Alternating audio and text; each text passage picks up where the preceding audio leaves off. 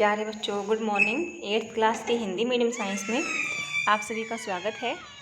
आज हम करने जा रहे हैं विद्युत धारा के रासायनिक प्रभावों में। हमारा अगला टॉपिक है विद्युत धारा के रासायनिक प्रभाव। ठीक है, यही लेसन का नाम है और यही हमारा आज का मेन टॉपिक है। कक्षा 7 में हमने विद्युत धारा के कुछ प्रभावों के बारे में सीखा था। क्या आप इन प्रभावों की सूची बना सकते हैं बेटा? हमने देखा था कि विद्युत धारा के तापीय प्रभाव होते हैं, ठीक है ना, यानी कि धारा जहाँ से गुजरती है उसको वहाँ पर गर्म हो जाता है। और एक हमने चुंबकीय प्रभाव पढ़े थे। ठीक है बेटा, चुंबकीय प्रभाव हमने पढ़े थे।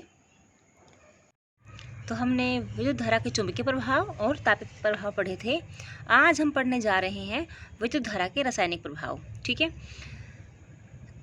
देखिए, जब विद्युत धारा किसी चालक विलयन से गुजरती है तो क्या होता है, क्या प्रभाव उत्पन्न करती है, आइए इसका पता लगाएं। दो बेकार सैलों से सावधानीपूर्वक कार्बन की छड़ें निकालिए। ठीक है ना बेटा, उनकी धातु की टोपियों को रेंग मार से साफ करके इन पर तांबे के तार लपेटिए और उन्हें एक बैटरी से जोड़ दीजिए। इन दो छड़ों को हम इलेक्ट्रोड कहते हैं। बेटा क्या कहते हैं इनको? हम लोग इलेक्ट्रोड कहते हैं। ठीक है, उसके बाद देखो, कार्बन की छड़ों के टुकड़े होते बेटा ये, ठीक है ना, कार्बन की छड़ें होती है ना, उनके स्थान पर आप लगभग 6 सेंटीमीटर लंबी लोहे की कीलें भी ले सकते हैं। अगर आपको कार्बन की छड़ ना मिले, सेल ना मिले, इलेक्ट्रोड ना मिले, तो वहाँ पर आप लोहे की कीलें ले सकते हैं। ठीक है, किसी कांच के गिलास या प्लास्टिक के कटोरे में एक प्याला जल भरिए। जल को और अधिक चालक बनाने के लिए इसमें नमक थोड़ा सा मिला लीजिए बेटा, नींबू का रस डाल सकते हैं आप इसमें। ठीक है, अब इस विलयन में इलेक्ट्रोडों को डुबोइए। यह सुनिश्चित कर लीजिए कि कार्बन की छड़ें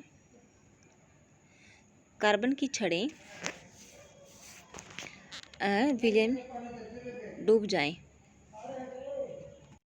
सुनिश्चित कर लीजिए कि कार्बन की छड़ें, धातु की टोपियां जल से बाहर रहें।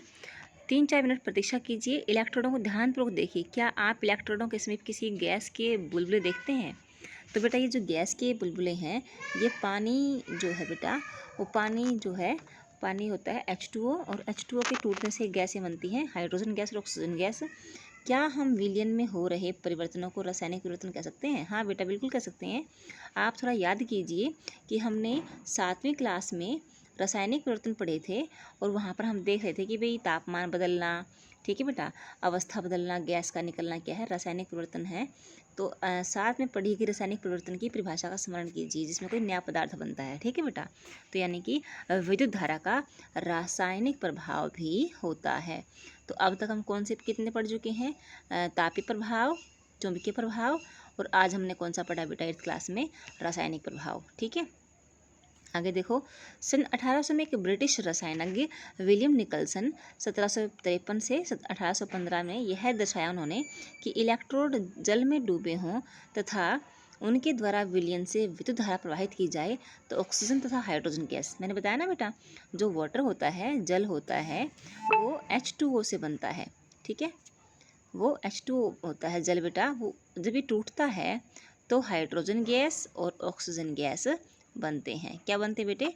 हाइड्रोजन गैस और ऑक्सीजन गैस। ठीक है, आगे देखो, ऑक्सीजन गैस के बुलबुले धन टर्मिनल से जुड़े होते हैं और हाइड्रोजन के बुलबुले इलेक्ट्रोड पर बनते हैं। कौन सा बेटा? वो ऋण इलेक्ट्रोड पर, ऋण टर्मिनल पर बनते हैं हाइड्रोजन गैस के बुलबुले। ये भी आप अगली क्लासेस में जानेंगे ऐसा क्यों होता है। किसी चालक विलयन से विद्युत धारा प्रवाहित होने पर रासायनिक अभिक्रियाएं होती हैं। इसके फलस्वरूप इलेक्ट्रोडों पर गैस के बुलबुले बन सकते हैं। इलेक्ट्रोडों पर धातु के निक्षेप देखे जा सकते हैं। विलयन के रंग में परिवर्तन आ सकता है। यह रासायनिक अभिक्रिया उपयोग किए जाने वाले विलयन तथा इलेक्ट्रोडों पर निर्भर करती है। ये विद्युत धारा के रासायनिक प्रभाव हैं। ठीक है बेटा, आगे देखिए, बूझों ने यह भी देखने का निश्चय किया कि क्या कुछ फल और वनस्पतियाँ भी विद्युत का चालन करती हैं या नहीं। उसने आलू के 2 भाग किए और संप्रेक्षित्र के तांबे के तारों को इसमें निर्विष्ट करवाया। तभी उसकी माँ ने उसे बुला लिया और वह आलू में निर्विष्ट किए गए तांबे के तारों को वहीं पर छोड़कर चला गया, भूल गया। आधे घंटे बाद जब वापस आया तो उसने देखा कि आलू में एक तार के चारों ओर नीला हरा सा धब्बा हो गया है, जबकि इस दूसरे तार के चारों ओर ऐसा कोई धब्बा नहीं है। ठीक है बेटा, तो इसका कारण क्या है बेटा, वो आपको बताती हूँ मैं। इसमें ना एक्चुअली क्या होती है, धारा प्रवाहित होती है ना, करंट प्रवाहित होता है। तो करंट ना धन टर्मिनल से हमेशा ऋण की ओर जाता है, ठीक है बेटा। तो उसको ना विलियन को आगे जाने के लिए जो है रास्ता नहीं मिला। आगे देखो, यानी कि जो विलियन है बेटा, विलियन तो यहाँ पर है नहीं, तो करंट जो है इस टर्मिनल तक नहीं पहुँच पाया, ठीक है ना। तो यानी कि जो टर्मिनल है, यही इसी के आसपास का जो पदार्थ है उसी का कोई रासायनिक परिवर्तन हुआ है, और वह जो करंट है वो यहाँ तक नहीं पहुँच पाया, ठीक है ना, क्योंकि द्रव की मात्रा इसमें कम है। उसे इस प्रेक्षण से बड़ा आश्चर्य हुआ। उसने पहेली के साथ इस क्रियाकलाप को कई बार दोहराया। उन्होंने पाया कि हर बार धन टर्मिनल से जुड़ा हुआ तार जो है नीला हरा धब्बा बनता है। उन्होंने यह भी अनुभव किया कि यह खोज अत्यंत लाभप्रद है, क्योंकि इसका उपयोग किसी बॉक्स में छिपी बैटरी या सेल के धन टर्मिनल की पहचान के लिए किया जा सकता है। उन्होंने अपनी इस खोज को बच्चों की एक पत्रिका में छपवाने का निश्चय किया। याद कीजिए कि बूझो ने इस परीक्षण से प्रारंभ किया था, आलू विद्युत का चालन करता है या नहीं करता है। उसने पाया कि विद्युत धारा आलू में एक रासायनिक प्रभाव उत्पन्न करती है। उसके लिए खोज अत्यंत उत्तेजक थी। वास्तव में विज्ञान में कभी कभी ऐसे भी होता है कि आप खोज किसी चीज़ को रहे होते हैं और खोज कुछ अन्य चीज़ लेते हैं। अनेक महत्वपूर्ण खोजें इसी प्रकार हुई हैं, और इसको कहते हैं डिस्कवरी बाई चांस, ठीक है बेटा। तो विद्युत लेपन क्या है, ये हम आगे पढ़ेंगे अगले लेक्चर में। इसी के साथ थैंक यू बेटा एंड ऑल द बेस्ट।